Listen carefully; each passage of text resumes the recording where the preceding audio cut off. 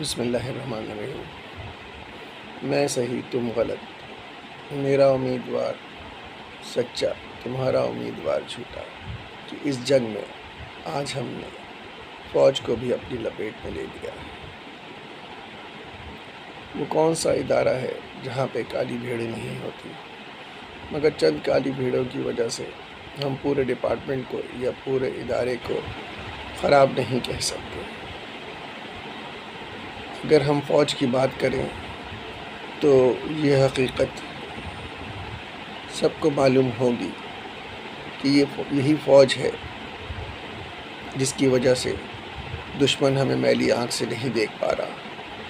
یہ وہی فوج ہے، یہ وہی فوجی ہیں، فوجی جوان ہیں جو بارڈر پر دن رات جاگ کر ہماری حفاظت کرتے ہیں، جن کی وجہ سے ہماری عزتیں اس ملک میں محفوظ ہیں، ہم امن اور امان سے رہ رہے ہیں۔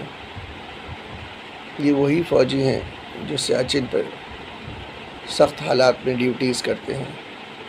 میں شرط لگا کے کہہ سکتا ہوں کہ کوئی بھی پولیٹیشین 3 مہینے بھی ان حالات میں نہیں رہ سکتا، مگر ہم الزام لگاتے ہیں کہ جی ان کو تو ہم نے مہارت دی ہوئی ہیں، ان کے بچے تو مفت میں تعلیم حاصل کرتے ہیں، ان کو ریٹائرمنٹ کے وقت پلاٹ دے دیا جاتا ہے، زمینیں مل جاتی ہیں۔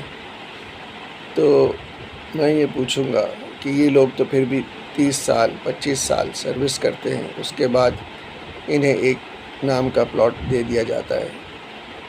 چھوٹے رینکس کی میں بات کروں گا، چلیں بڑے رینکس کی ہم بات نہیں کرتے، کرنل رینک کے رینک تک کی ہم بات کرتے ہیں۔ ان لوگوں کی حالت ریٹائرمنٹ کے بعد بھی جو ہوتی ہے، جن کے قریبی رشتہ دار یا دوست ہیں انہیں بہت اچھی طرح معلوم ہوگا۔ اس رینک پہ پہنچنے کے باوجود بھی یہ شاید اپنے بچوں کو پرائیویٹ پروفیشنل یونیورسٹیز میں نہیں پڑھا سکتے یا پرائیویٹ ہاسپٹلز میں اپنا علاج نہیں کرا سکتے۔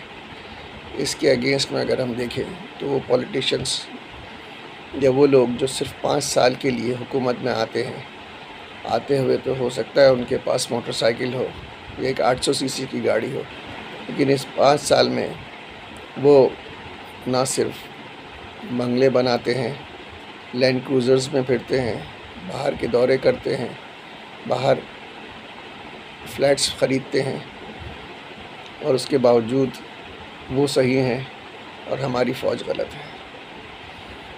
کون کہتا ہے کہ تعلیم سستی نہیں ہوتی یا مل سکتی؟ لیکن جب ہمارے اسکولوں میں بھینسیں پالی جائیں گی، اساتذہ نہ ہونے کے باوجود ان کو تنخواہیں دی جائیں گی، تو پھر تعلیم کہاں سے عام ہوگی؟ ہسپتال کے اندر ڈاکٹرز اپنے وقت پہ نہیں آئیں گے، سرکاری دوائیں ٹرکوں میں بھر کے باہر بیچی جائیں گی، تو پھر عوام کو کہاں سے ریلیف ملے گا؟ یہ سب سوچنے کی باتیں ہیں۔ یہ صرف ہمیں لڑانے کے لیے سازشیں کی جا رہی ہیں، ورنہ کون نہیں جانتا کہ یہ سب آپس میں ملے ہوئے ہیں، چاہے وہ P T I who, known league ہو، کوئی اور جماعت ہو، سب آپس میں ملے ہوئے ہیں۔ صبح یہ ٹاک شوز میں ایک دوسرے کو گالیاں دے رہے ہوتے ہیں، رات میں ہی آپس میں بیٹھ کے کھانا کھا رہے ہوتے ہیں۔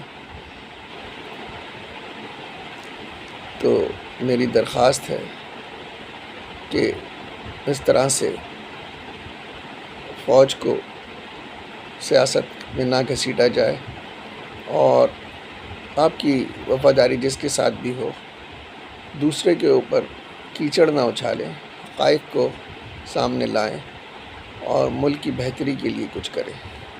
اللہ حافظ۔